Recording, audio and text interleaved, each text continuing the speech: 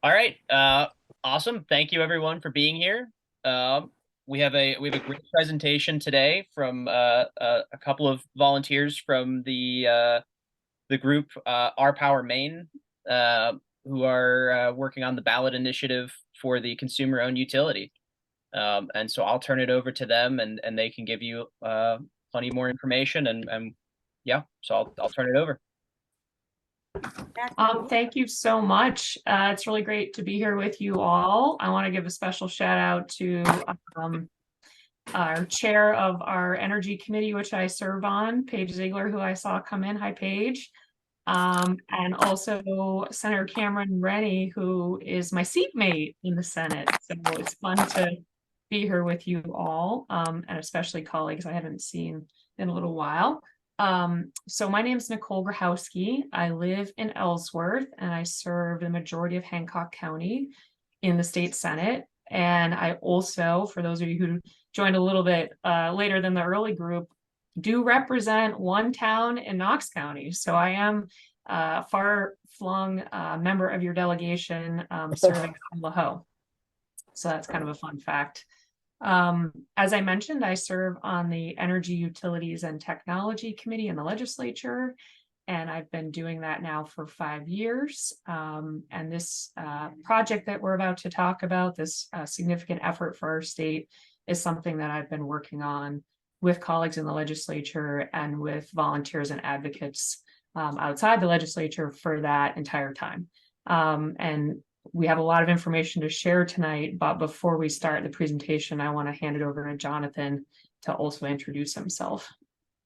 Yes, thank you. It's really good to be here. Thank you so much for hosting this event, y'all. And I am from Belfast and have been volunteering with Our Power / Pine Tree Power also since spring of 2019. And I got involved because of the significance around climate change primarily. Though there's many other really exciting and important parts to it as well. So, and I'll throw it back to Nicole, Senator Grohoski. That's okay. You can call me Nicole. And thank you. So before I start with like visual slides, which I think are just helpful since we're going to be together for a little, I wanted to just frame this for you all as fellow Democrats, with some of the major reasons that I feel that Pine Tree Power aligns with the work that we do in our party and the values that I think we share in our party platform. Specifically, Pine Tree Power is a proposal that will improve our social, our economic, and our climate justice. There are many reasons for that, which we'll discuss. And additionally, what we are experiencing right now with CMP and Versant, which is the utility in my region, is these are for-profit multinational corporate monopolies. And with entities like that, we see a corporate abuse of power. We see lobbying in the State House against clean energy solutions. There is a lot of money in politics, which is something that I think is really at the root, as a root cause of many of our systemic issues in this country. And obviously, you've probably seen, if you've turned on a TV or been on YouTube or really anywhere lately, that there is a lot of money involved in this specific question. But that's just the tip of the iceberg with how much these corporations are spending to influence our democracy. And finally, I think that the way this monopoly system works, it's really extractive. It is moving money from our neighbors that are having to choose between, keeping the lights on, paying for their medicines, paying for their groceries. It's moving money from those folks to wealthy folks. And so those are major reasons why I got involved in this initiative. And also because I believe in democratic governance. I believe that we together in the same community can solve problems when we work together and we choose people to represent us that we believe in. And when they don't represent us, we have the ability to change them out. I believe in that kind of governance structure, and that is very far from what we have right now with CMP and Versant, but it is what the Pine Tree Power Company is offering. So I just wanted to start with that framework because I think We'll get into some details, and we'll have some case studies and some time to answer your questions. But just speaking to you all as a fellow Democrat, I think that there's a lot here that really resonates with me that I hope will resonate with you. So I will see if I can manage to share my screen with Grace. And I have two screens, so hopefully you're seeing the correct one. Any comment? You should see a woman with solar panels and a thumbs up. Does that look right? Yes. All right. Thank you. So just starting, I want to just start with a couple more highlights and a vision of hope. The Pine Tree Power Company is a transition from what we have now to the kind of company that we could trust, a company that we can rely on, and a company that we can afford. And with this comes an ability to make a faster transition to clean energy, such as heat pumps, electric vehicles, and other efficiency and electrification changes that we know we need to make to address the climate crisis that we're facing. And also, if we make this transition, it is one that can be fair to folks. It is one that we can ensure leaves no one behind. And finally, and importantly, I think, as the rest of it, is that we have an opportunity to leave money in the pockets of Maine people and businesses so that they don't have to make those hard choices and can make further investments and grow the solutions and the local small businesses that really work for us here in Maine. So this is really interesting to me. In the beginning of my research around climate and utility models, we found that the first 6 communities in the US that have already achieved 100% renewable electricity are these towns. So there's Kodiak, Alaska, Rockport, Missouri, Georgetown, Texas, Aspen, Colorado, Greensburg, Kansas, and Burlington, Vermont. So that's kind of an interesting smattering of towns from all over the country. And you might notice that 4 of these towns are actually in conservative areas. So you might not intuitively think that clean energy would be a priority for them. On the other hand, we know that the economics of clean energy can really make sense. So it's something that resonates with a lot of folks, regardless of their political background. So, there's obviously not political background in common. So what do they have in common? You might have guessed this. They are all communities that have their own utilities that their consumers own and run. They are not the sort of for-profit utilities that we see here in Maine with CMP and Versant.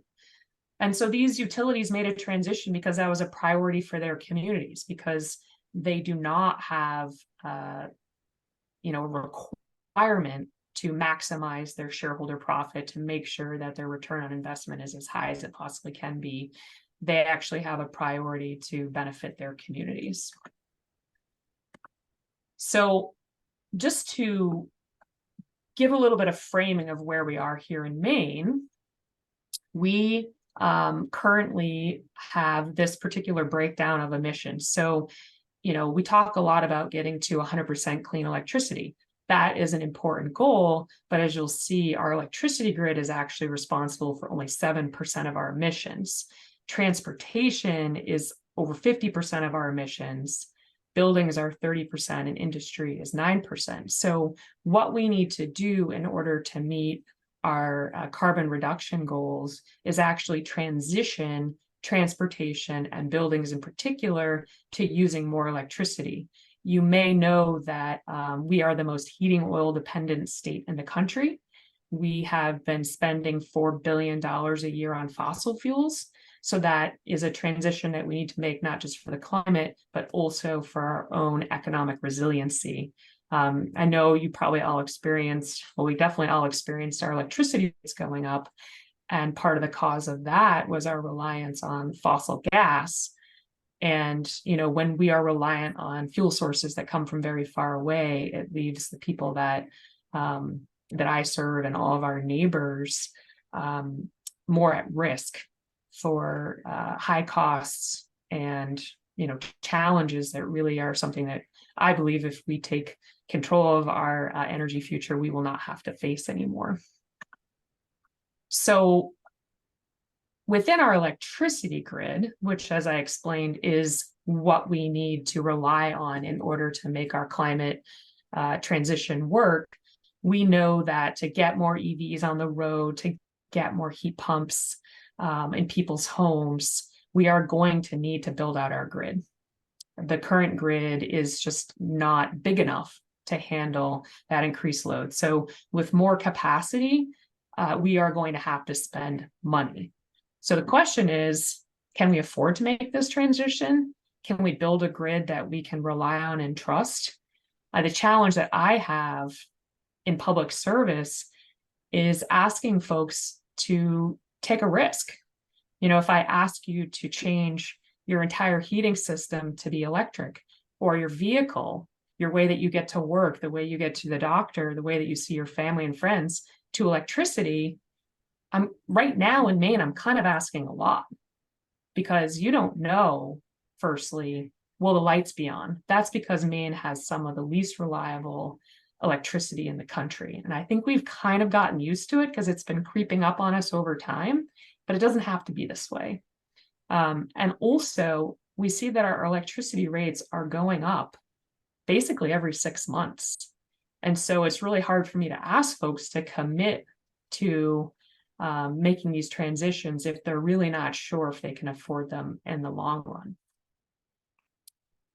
So I love this image. There was a long time ago that our investor-owned utilities like CMP and now Versant were locally owned, but that is not true anymore. So on the left here, what you can see is the Iberdrola Tower in Bilbao, Spain. And Iberdrola is the corporation that owns Avangrid, which is the corporation that owns CMP. So, you know, I just, the question I have for you or for myself is, you know, what if I had a complaint and I wanted to tell the board, you know, what can we do differently here in Maine? Or, you know, you guys overbilled me. There is literally no way I can get that message to anybody in this tower. That is not true if you have a utility like Kennebunk Light and Power, which is in, you know, Kennebunk, that is a consumer utility. You can walk right in that door, you can call them up, you can talk to your elected board, and you can try to find a solution with them. So I think this is just a great image, because it's like, which one of these things feels more like Maine to you? Hopefully you agree it's the Kennebunk Light and Power. So this chart, it's kind of a lot to look at, and I apologize for that. But what I wanted to show you here is how Versant and CMP are organized. It's complicated. Okay, so these are utilities that are owned by foreign governments and banks. In the case of Versant, you may be less familiar with this since it serves where I live more so than where you live. It is a utility that is owned 100% by the city of Calgary. CMP is owned by a number of sovereign wealth funds. You can see some of these here, Qatar in Norway. There are some other large banks that own it, you know, via their ownership of Iberdrola. So we have a situation where there is money coming out of our pockets and going to these foreign shareholders, and it's not being reinvested locally. And that is, I think, one of the root problems with the utility structure that we have. So you don't need to memorize this, but I just wanted to show you, because I'm going to show you a version of this that's true for Pine Tree Power. And, you know, in this case, the governor and the legislature are doing our best to try to regulate these utilities through our Public Utilities Commission and also with the support of the public advocate, but it's complicated. And they are guaranteed to receive a certain return on investment. That means that no matter what, they are going to make a profit, even if they're the worst of the worst, which, spoiler alert, they literally are in the United States. Skip that one there. So this is an example or a comparison of Central Maine Power and Versant Power compared to our current consumer-owned utilities. So you'll see in this chart, In blue, that's the delivery rate, so the amount of money it costs to bring the electricity to you on poles and wires.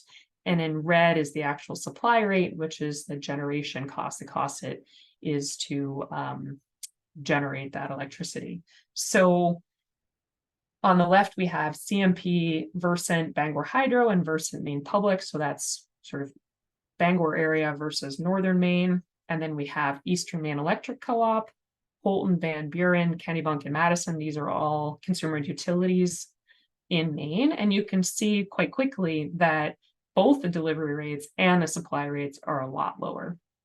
So we found that basically the consumer utility rates are less than half of what the investor-owned utility rates are. And a big part of that is there's no profit motive. So one of the things that cracks me up is people that are fighting for the status quo like to say, well, you know, there's a lot of trees in Maine. That makes it really hard to do our work. Well, I have something to tell you. Have you been to down East Maine, but inland?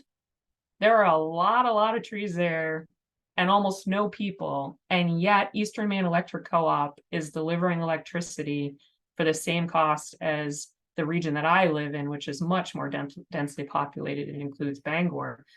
So they have 3.5 times as many miles of line, and yet they're still able to do this work. And they are able to provide the electricity more consistently and reliably. Zooming out to the entire United States, what we know is that 28% of Americans actually get their energy from a consumer-owned utility. And if any of you are historians, you might know the history of the Rural Electrification Administration, which basically existed in order to support communities that were not going to be profitable for these for-profit utilities to bring electricity to. So these are rural places in America. They are farmers, and these folks said, you know, if we want electricity, which we know we need to survive in the changing economy, we are going to have to do it for ourselves. So here is a map, which I find fascinating. And my background actually is as a cartographer. So I always love to look at maps. You can see where cooperatives are in this country, and they actually power 56% of our land mass. And obviously there are states that are more densely populated or areas that are more densely populated that, you know, those for-profit companies sort of cherry picked. They said, oh, we know we can make money here because there's a lot of you and we don't have to build as much infrastructure. So we'd be happy to do business here. Everyone else in America, too bad, so sad. We're not interested. And you'll see that that's a good part of our country. Here's another map, which shows the actual sort of centers of all those municipalities, and there are, utilities, and that they exist in 49 of the states. Some of these have millions of customers.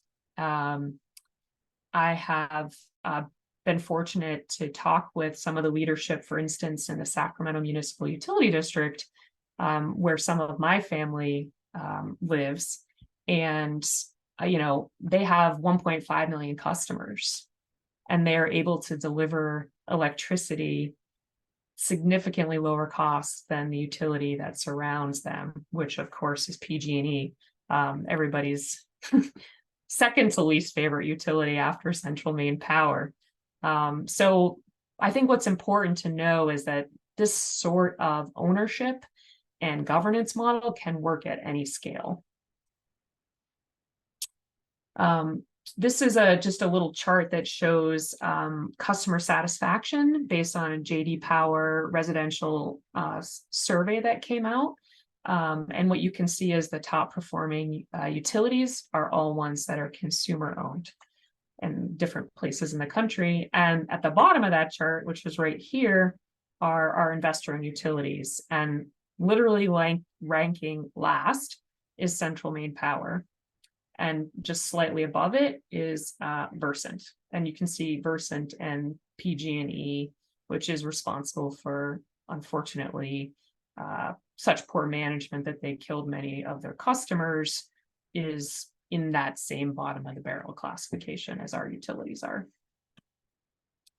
So what would the Pine Tree Power Company actually be responsible for? I think this is really important, and it is basically the same things that CMP and Versant are responsible for, and that is running the grid. They're not going to be responsible for generating electricity, but rather making sure that the electricity gets to our homes and businesses. So instead of these two utilities owning our grid, we would, as customers, own it. And we would contract with a private operator to manage the day-to-day operations. So this is our version of the Pine Tree Power Company organizational chart. It is a little more simple. Hopefully you catch that drift from what we have with CMP and Versant. And it starts with us. We are the people that own it. And we are the people that are ultimately responsible for whether or not the utility has the right climate goals and the right reliability goals and the right cost goals to make sure that we achieve them. So, already we all elect a governor and a legislature who have a role to play in the oversight of the utilities. So we already do, and that would stay the same. But we would also get to elect 7 members of a 13-member board. And what I really like about this is that there is geographic representation. And that's really important where I live because, and I think probably where you live too, a lot of times people are not so sure that, our commissioners and our utility execs who all live in far southern Maine really understand what it's like to live where we live. And so I think it will be helpful to have a board that is geographically diverse. And these elections are also nonpartisan in nature and can access clean elections funding. So my hope is that you can't force anyone to use clean elections, but that in order to really provide the best service to folks, people would choose that public financing rather than, reintroducing money in politics that we sometimes see. Those 7 elected board members do get to appoint 6 members that have specific expertise, which is laid out in the ballot initiative. And those folks are responsible for hiring the actual professional staff and operations company. And a really important thing to know about this company is that all of our current line workers keep their jobs. And in fact, they get bonuses for staying, and they retain all of their union rights and organizational structure. So they are private sector workers. And I think that's really good because those are the folks that know our grid most intimately, and they are the people who we trust day to day to try to keep the lights on. And quite frankly, I think when they are less able to keep the lights on, it's not because of them, it's because they are not given the resources that they need or the support that they need from our current utilities. I probably should have showed this one sooner when I had the chart of costs, but just to give you a sense of what we're talking about here, in green are Central Maine Power and Versant territories, and that is what would become the Pine Tree Power Company. And in yellow and indicated by the stars are our current consumer and utilities, and they would remain unaffected by this transition and would continue to serve people with their own democratic governance that they currently have. As you can see in this map, Eastern Maine Electric Co-op, as I described, is quite a large service territory. So a couple of the benefits of Pine Tree Power beyond, we're including those that I have talked about already, is that it really becomes a local company again. And I think that's something that we really value in Maine. We talk a lot about our small businesses. I know I make a priority to try to, shop in those places and support those people in my community, because not only do I like them, but I know the money then stays in our community. And so if we have a local power company, that will become true again. So we will have benefits in Maine.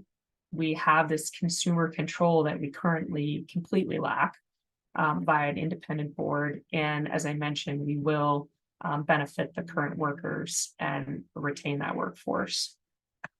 In terms of reliability, we will be able to redirect a portion of what is now shareholder profit in order to better maintain our grid and improve reliability.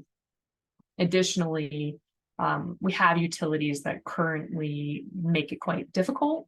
I don't know if any of you have experienced this, but certainly people in my region have had trouble connecting clean energy to the grid for various reasons. But if we have a grid where we prioritize decentralized investments, we will have greater resilience, both in terms of climate change and just other threats, cybersecurity or other threats that we might face going forward to our grid. And then, of course, the big question we always get is, what is this going to mean for me and my rates? We did have an independent analysis that the legislature commissioned, and we had many economists take a look at that analysis. And what we found was that we should be saving $9 billion over the next 30 years, which is basically equivalent to $367 per customer per year. Obviously, if you have a smaller home or use less electricity, that would change, but that's the average. And the major reason for this is that there is no shareholder profit. And on top of that, the amount of money that it costs us to borrow money is much, much less than it costs a investor in utility to borrow money. Here's a quick and hopefully not too confusing version of what I'm saying, which is basically when we spend money through an investor in utility, we pay usually between 8 and 14% return on that investment. In this case, I'm showing on the calculator a 9.5% return. And when we borrow money as sort of, I guess you call it like a municipal bond, a revenue bond, we can borrow that at 3.5%. So when you look at borrowing money over 20 years, when you do it as an investor in utility, you are paying basically 3 times more. So you got the 1670 versus the 529, 3 times more for the same amount of money that you're borrowing. It's like, the best way I can put that is, if I'm going to buy a house, I want to look for the lowest interest rate possible, because I know that I will save tens of thousands of dollars over the course of paying off that loan to the bank. So in my mind, it's like, why would I ever choose the highest interest rate possible to get the same thing at the end of the day? And that is what the investor in utilities are doing for us. So I want to go through just a couple case studies because I think it can be really helpful to understand that what we are proposing here has been done before and has been successful before we wrap up and go to questions. So this is a case study of Messina, New York. And what they found was that rates dropped by 25% as soon as they refinanced their investment. And they have some of the cheapest and cleanest electricity in the state. And, obviously that's a smaller utility than we're talking about here, but I think that the different ownership model, the ability to control the governance, and also just that lower interest rate have made a huge difference for that town.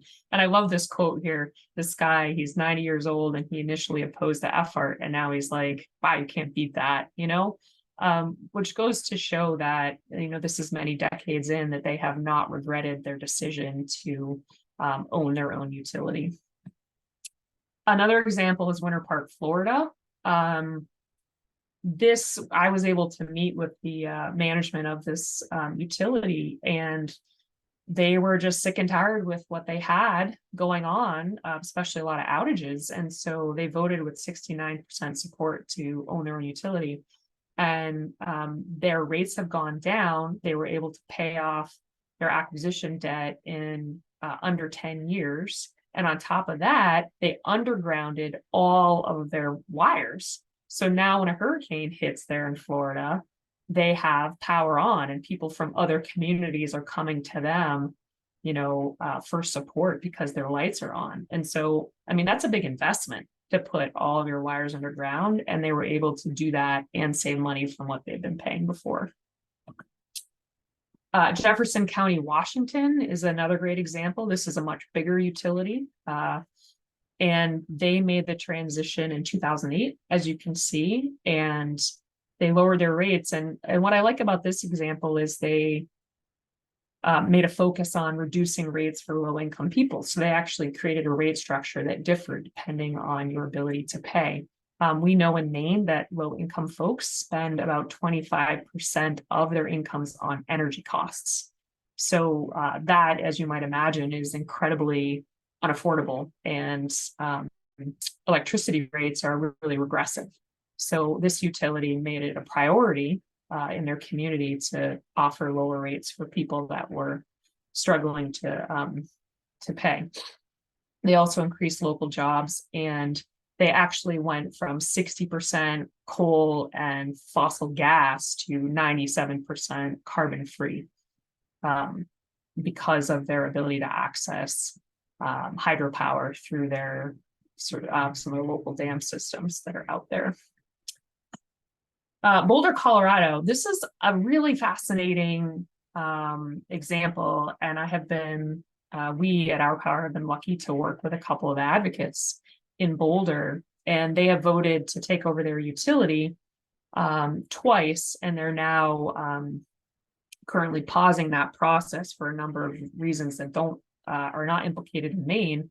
But I think what's phenomenal about what they did just as one community is they negotiated with their incumbent utility, which is XL, to go from 97% fossil fuel to a 2030 goal that I think is actually now higher than 20% in their statewide utility. So what they didn't just affect Boulder, it affected a good portion of Colorado. And that, I think, is sort of inspirational to me. Couple things to mention about Boulder, just because we do get questions on this and you might have heard of it. They were actually trying to acquire a generation that was outside of their municipal boundary, and that does create legal challenges. We in Maine would be buying the entirety of our grid, so there is no separation cost or need to acquire anything that we don't have jurisdictional control over. Long Island, New York. This is another one that is worth looking at because this was a really big utility. Has a lot of customers, I think more than we have here in Maine. And they were able to decrease their rates by 20% immediately. And the only reason that they haven't finished paying off their full debt at this point, which was amortized over many years, is that they're actually paying off a nuclear generation facility that never came to fruition. So that, again, very different than we have happening here in Maine, but yet they were still able to make a huge difference for their ratepayers and reintroduce local control. Oh, one other thing on Long Island, you can see here on the timeline, look at 1994. That's when they started studying taking over the utility. And by 1998, they had completed the transaction. So this is something that can be done in a matter of a few years. And we have ensured in our ballot question language that there is an expedited process so that we don't get, we don't let the utilities abuse us for longer than possible, because I personally don't want to be doing business with them any additional day that I don't have to. And Nebraska. Nebraska's fascinating. When I first looked at consumer and utilities and where they were, I learned that Nebraska is a state that's entirely served by consumer and utilities. And they actually made the conscious decision a long time ago to take jurisdictions that had investor-owned utilities and convert them to consumer and utilities. And so they have some of the lowest rates in the country, despite how rural they are, the fewest outages in the country, despite the fact that they have tornadoes, which terrify me. And they are, the only red state in the US that many of the utilities actually have net zero carbon goals, many of them actually in place by 2030, because that is something that their local owner members, people like us, voted and said, we want to do this. And so the utility said, all right, we're going to do it. We don't need the state government telling us to do it or not do it. This is what we want locally. One of the other benefits that isn't something that you immediately jump to, or that I didn't, is how the Pine Tree Power Company can help us expand internet access. And the main reason for that is many of the poles in the state of Maine are actually owned by these utilities, and they charge people that want to install internet a good deal of money to rent space on these poles. If we were the owners of these poles, it's a little nerdy now, but if we were the owners, we could say, you know what, it's important to us, it's important to our neighbors and our economy that everyone get internet. We are not going to charge any money to connect here. And the pole work can be like, I think it's 30, as I recall, around 30% of the cost of putting broadband out. So this is another way that we could use the money that we're getting from the federal government and spread it to serve more people. And the reason that, this sort of came to mind as we were researching was that Chattanooga, which is a community that's has consumer ownership, did exactly this. And now they're known as the Gig City, and everyone has affordable high-speed internet. And that has really, I think, changed the outcome for their community and people's interest in moving there. And finally, I just want to wrap up. Bill McKibben, I'm sure you all are familiar with him. I had the good fortune of knowing him in my time in college, where he was a scholar in residence, has endorsed our campaign along with many, many other environmental and business organizations. And I thought this quote that he shared was super salient, and I'll read it. He said, "In our efforts to save our climate, the hour is late and the need is urgent. Maine's proposal for a consumer-owned utility offers a model for transforming a nation and a world seeking solutions to the crisis of our era." So I wanted to share that because I think what the Pine Tree Power Company is offering all of us is an opportunity for hope in a time that is challenging. We look at the weather locally, we look at what's happening to our friends around the country, and we all know the challenges that we're facing with the climate crisis, but there are a lot of opportunities to change the story. And I think Pine Tree Power is one of those, both here for us as Mainers, but also for people all over the country that are seeking solutions. And what's been inspiring for me in this work is learning about all the communities that are in the same effort that we're in. You've seen some case studies of people who went first, but Maine is a part of that history, I think. And, we've got that old saying is Maine goes, so goes the nation.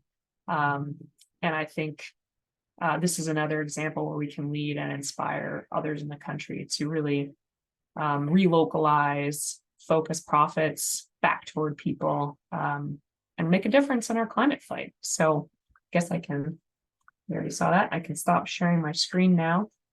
And Jonathan might have some things to chime in, and then we can answer questions. And thank you all for your attention. I know we went through a lot. So if you ask a question that was already in a slide, it's all good. We're happy to cover it again. Jonathan, do you have anything you want to add? Nicole, I think you got it well covered for now. Let's just go right to questions. So for questions, if you guys wouldn't mind, could you please put them in the chat just to facilitate it as much as possible? And in the meantime, I will ask a quick question. What are the main arguments that you're seeing from Versant and CMP against this? Because your presentation makes it sound really good. So I'm wondering how are they approaching this? Jonathan, you want to go for it? Well, most of you already know what they're saying, which I would have to say they are spreading fears, and I would say inaccurate information. If you may have noticed, they are not saying anything about what a wonderful job they're currently doing, or any kind of hope for the future of doing a better job. They're just saying, stay with what we're doing because this will be scary, and and spreading what I consider extremely inaccurate like saying it's going to be too expensive and that we don't have a plan and things like that. And none of that is actually true. So it's like if you the whole like it's too expensive, it's like, well, one is that $13.5 billion is a fantasy. Their book value now is, I believe, under $5 billion. They have to play with an open hand. Again, this is a government regulated monopoly, which if you're not familiar with it, this is like the worst possible economic model you could have. It is socialized risk because they're guaranteed a profit no matter how poorly they deliver services, and they have privatized the profits. Like, you couldn't come up with a worse model. And the trade-off was supposedly going to be accurately and effectively regulated. And if you've watched how regulations go, that is not true because of that guaranteed profit margin. If you watched the billing debacle with CMP and how they did so poorly and so many people were charged outrageous amounts of money and the difficulty of getting that repaid, it finally went before the Public Utilities Commission, right? So, and the headline, if you followed it, was CMP fined $1 million. And that sounds like a lot of money, except for they are also making $153 million of pure profit. But worse than that, if you read the entire article, they got a rate increase at the same time that more than paid for their fine and didn't go away once the fine was paid off. So that was like being, your hand was being slapped with a candy bar. That is the nature of the regulatory system we have. It doesn't work in actually reining in CMP and Versant to actually work for the best of interest for the ratepayers. So that's why changing the priorities of the organization, being the company, being the ratepayers, because we are the ones that choose, that appoint the leadership, changes that. You don't have to like change whether the regulatory system is working well, because no longer is the companies gaming the regulatory system to maximize profits. Instead, what the ratepayers want: reliability, affordability. And so all of a sudden you have a whole different outcome from a system which is not effective in regulating the utilities they're charged with. That's a long answer. Wasn't exactly all that you asked for, but it's perfect. Thank you. So there's a question here. It's been difficult to see information from Our Power in the media. How can you speak to how money has been raised for the other side and Our Power? You want to take that, Nicole, or you want me to? Yeah, sure. I think we're getting good traditional media coverage. There's been a lot of interesting articles, and as per usual, you kind of hear from both sides, and it's not always vetted what's true or not true. But, in terms of actual paid advertisement, this is a David and Goliath situation. Those utilities, last year, they made $178 million in profits out of our pockets, and they're taking that money they took from us and spending it to tell us how to think. So they do really have an unlimited war chest in this scenario, to try to influence Maine people's views, which is why spending time like this together and talking to our neighbors, and writing letters to the editor and things is so effective, because we will never have access to that much money, because we're not in the business of taking it from people who really would prefer to keep it.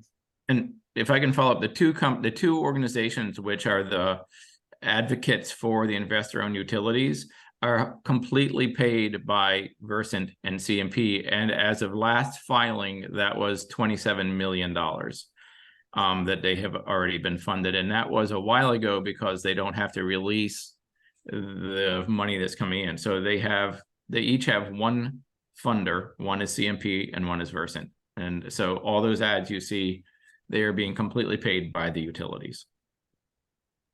And we have, thousands of funders. It's grassroots. It is local, predominantly local. There's a little bit from out of state, but very little. It's just been basically people in Maine, coughing up $5 a month, throwing down $100, whatever people can afford. It's been a really fundraising model. Excellent. So there's a question here about Governor Mills's position. Is she in what is her position on this, and are there flyers going out about that? Jonathan? I Or thought you were actually, no, gonna take that I'll take this one. I will, because I'm in the state house, and that doesn't mean everything. But you know what? So a couple of things. Firstly, we had a bill, as you might have heard, which passed with bipartisan support in the House and Senate, which would have sent this question to voters. And the governor vetoed that a couple of years ago. You know, and a lot of what she said in her veto letter was covered by the ballot, or excuse me, by the language in the bill. But she had some valuable points, and so we worked with a lot of volunteer experts and legal experts to even tighten up the language a bit more. So what we'll be voting on is slightly different than that first bill that she vetoed. But, you know, I think it's hard, you know, it's hard as Democrats to disagree with each other sometimes, but our governor has many great policy stances, but there are others where I don't agree with her. I feel that way about tribal sovereignty. I feel that way about some of her criminal justice stances and her, you know, reactions to the opioid crisis, for example. And so, you know, this is one where we disagree. And it's unfortunate because I do believe the governor believes in the climate transition. I do also know she has not spent as much time as myself and Rep. Ziegler have in the Energy Committee really learning about how that works on a day-to-day basis. And unfortunately, some of the folks she's listening to are longtime friends and longtime utility employees. So we do differ. And my great joy in this process was going out and talking to voters to get their signatures to put this question on the ballot to bring it to people, because it's all of us that are going to live with this decision, not just the governor. And I'm planning to live for a couple decades more, and I hope that in that time I can have a utility that works for me and that I can afford, and that is one that we can pass on to the next generations. What is the or sorry, how would the new power line continue under Pine Tree Power? I think it's referencing the corridor. So the CMP corridor, as it's called, we call it, is actually a separate entity from Central Maine Power's regular poles and wires service. The Public Utilities Commission made that entity spin off. So it really would be, if it is built, which I think is still a question mark in my mind anyhow, it would really be up to the board to decide if they wanted to purchase that in the process. It is not something that we have to buy, and quite possibly based on sort of the Democratic votes we've seen on that, whether you agree with that or not, I don't know that an elected board would choose to buy it because it may not be in our interest. On the other hand, the math might be that it is in our interest. So I think that's one that would still be determined. What's the plan for solar/net metering for customers? So that one, we have, you know, our existing solar and net metering policy. The challenge we have there is folks just struggling to interconnect. I'll give you an anecdote here in Verson territory. I've heard from multiple constituents who were told, you know, yeah, we told you that you could put these solar panels on your roof, but now that they're on your roof, did we actually tell you that we need you to invest a couple $1,000 more for a transformer upgrade? Okay, you're willing to pay that? Well, it's going to take 2 years to get you that transformer. Meanwhile, these solar developers are like, CMP seems like it can get that transformer over there in a couple months. So then I asked these constituents to file complaints at the Public Utilities Commission through a process we have set up.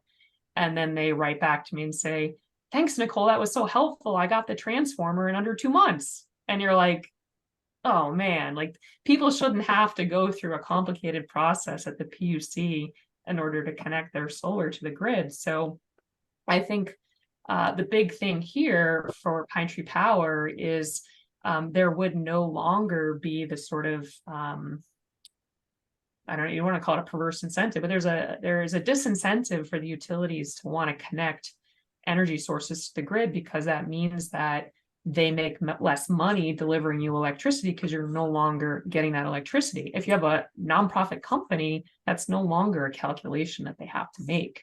So regardless of who is elected, it just makes financial sense that it would be different. On top of that, the ballot question language and the sort of structural language for the new utility Pine Tree Power says they have to make this a priority, and they have to make plans to interconnect in a way that our current utilities just refuse to do. How does the proposed operational structure with a hired management company work with most of the other consumer-owned, with the most common consumer-owned electric utility? Is it? Well, sorry. So I think that, yeah, I think the question there is, is this a structure that's used elsewhere? And the answer to that is yes. There are a number of entities around the country that bid in to provide this operational support. And I think the big difference between that and what we have now is we just have the same CEOs, no matter if we think they're doing a good job or not. Whereas with these contracted companies, if when that contract is up, we're not happy with how they're managing the utility, we can put it right back out to bid. And there are a number of these that we've spoken with that would be interested in bidding in to do this management. But again, they would have to follow all the regulations and the goals set by the board in their operations. So they don't sort of have free reign in the way that, I mean, our utilities are regulated, but again, with there's only so far that can go with little candy bar fines, as Jonathan put it. Who appoints the 6-member board? Or the position? Yeah, so the expert board members are appointed by the elected members. And we created this hybrid because we wanted there to be some accountability, but we also wanted to ensure a certain level of expertise. So just really quickly, the areas of expertise they have to have are in utility law, planning, operations, regulation, or finance is one. Then concerns of utility employees and other workers. So somebody who's, integrated or looking out for the union workers. Concerns of commercial or industrial electricity consumers, who obviously use a lot of electricity. And fourth person has expertise in generation, storage, efficiency, delivery. So sort of how all those things work together to optimize a grid for the 21st century. Fifth person has to have experience in climate mitigation, adaptation, and the environment. And then the 6th person has economic, environmental, and social justice experience, including looking out for low income and moderate income people. So those are all expertise that would have to be filled to make sure that it complements the elected board, as well as the actual structure of the utility, which requires that metrics be met in all those areas. Can I Oh, Jonathan, you got muted. Sorry. Can I answer a question from Brian Howard that's in the chat? Absolutely. And the question was, how will current existing net metering customers be managed? And will we move forward, or will we have things change? And I think it's also related to one that Amy Fisher had before that. And I think the difference is that I think when the transition happens, nothing changes automatically. Like all the existing rules and regulations and contracts are still in place.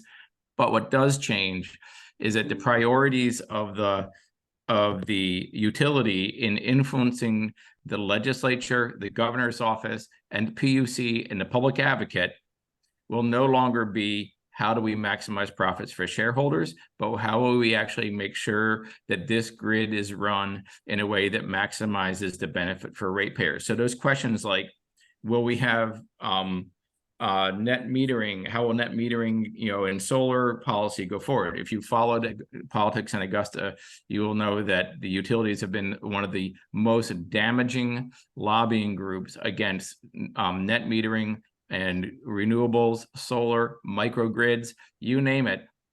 Anything they see as even the smallest threat to their maximizing profits, they use their very articulate, well-paid, and very well-positioned lobbyists to make sure that their interests and their goals are heard and often met disproportionately. So eliminating those lobbyists' who are lobbying for the goals of their shareholders, and instead saying, these are what we as ratepayers want, totally changes then the dynamics in Augusta, where all these things actually get fought and decided on.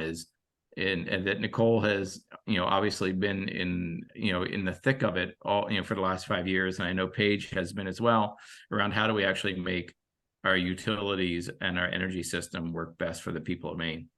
And getting rid of those lobbyists would be a huge benefit. True. So another question here, if the vote goes forward in favor of Pine Tree Power, I'd expect litigation over taking by eminent domain, valuing versus and CMP's assets, et cetera. What's the plan to deal with that? It's a great question. So there is like an actual set of tasks that are laid out in the ballot question. But one of the most important things to know is that these two utilities under statute as monopolies because we grant them the authority to do so. And in statute, it also says we can take away that authority. So when we commissioned the independent economic study, it also was a legal study. And lawyers that worked on that firstly identified that this is a completely legal task or effort that we're making. But on top of that, they also helped us figure out how to expedite the process, because the big question here is, what will the price be? And so there is an expedited process that has a sort of a referee selected, and then the court would review. Well, we expect if we offer them a price, they're going to want more money. I mean, that's realistic. So then a court will review what the price is. And just so you all know, the utilities every year have to file with the Public Utilities Commission what is the value of their assets. So those are numbers that we have access to. In total between the utilities, it's less than $5 billion.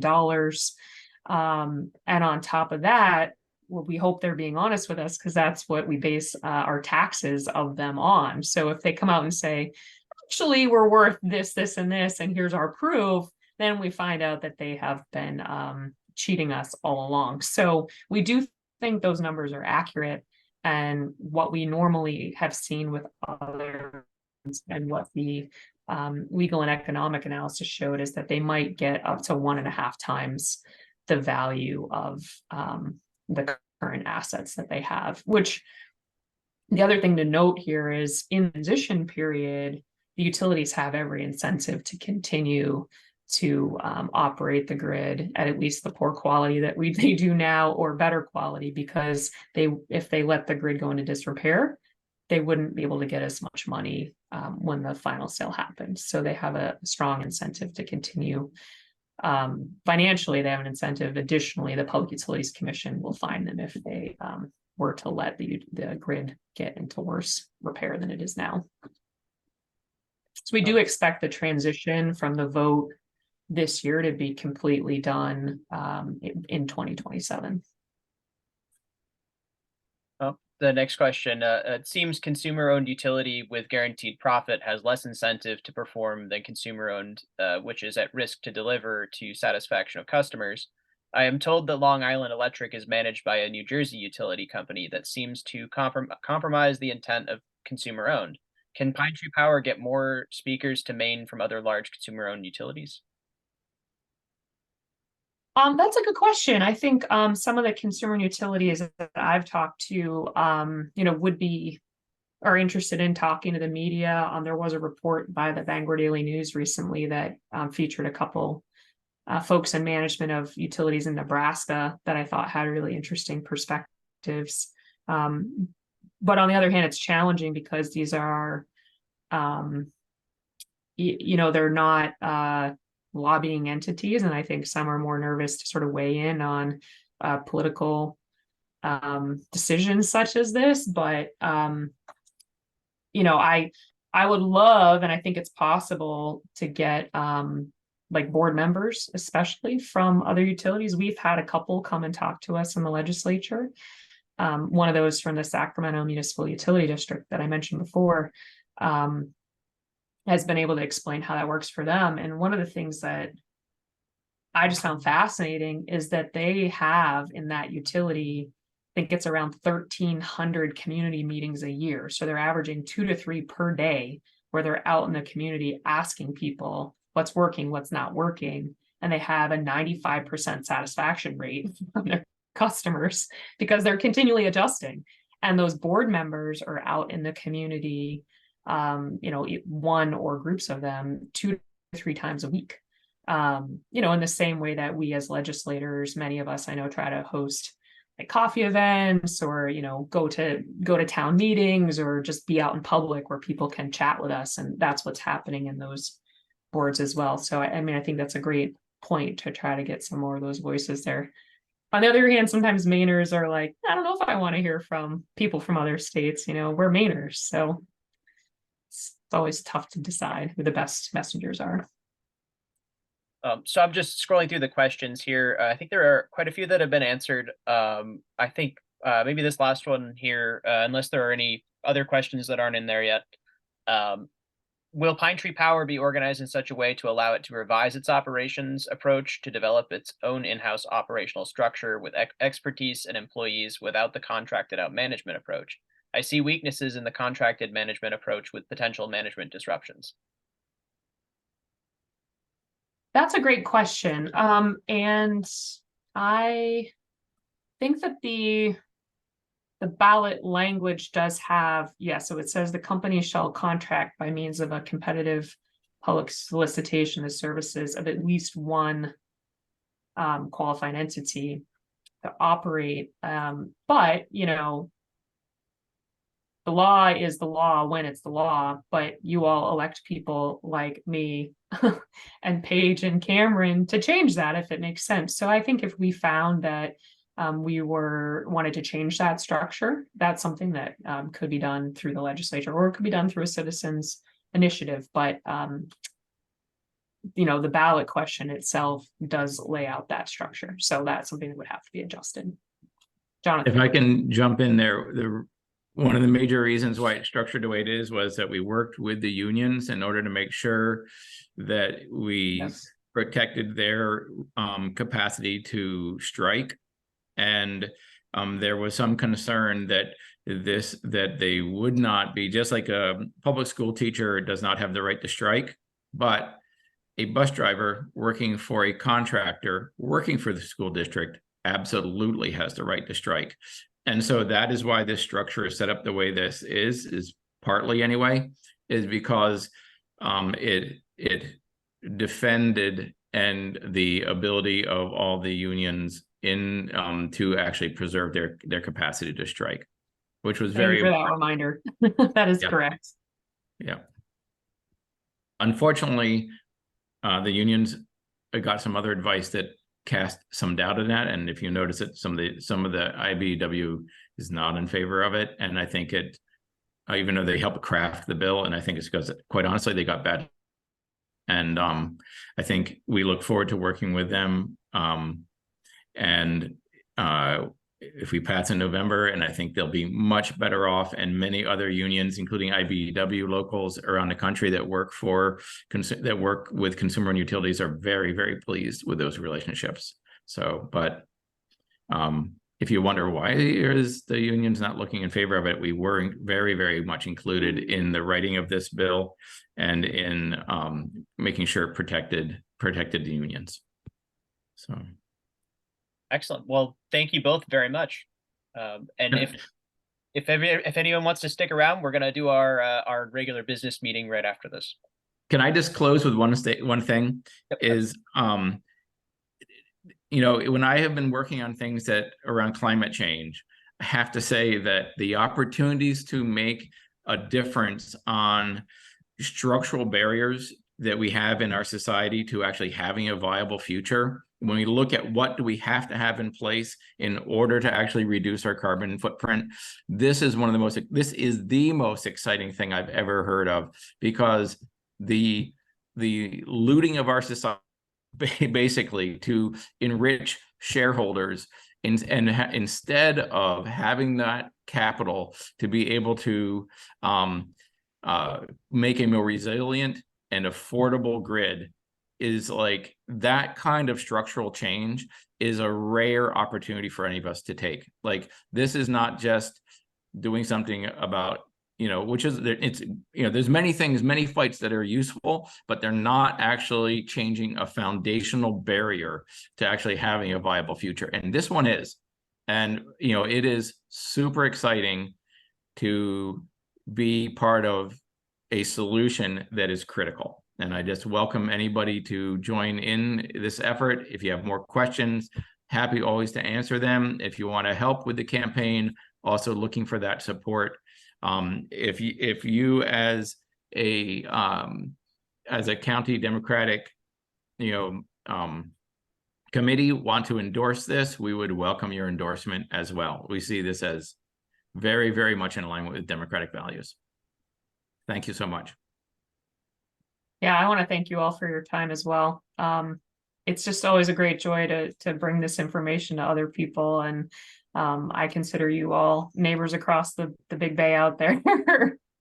So I'm pleased to spend the evening with you. And to Jonathan's point, I'll just put a few links in the chat in case you do have a passion for getting a sign or you want to volunteer or things like that. And then I'll just do that while you guys move on to your regular business. And thank you again.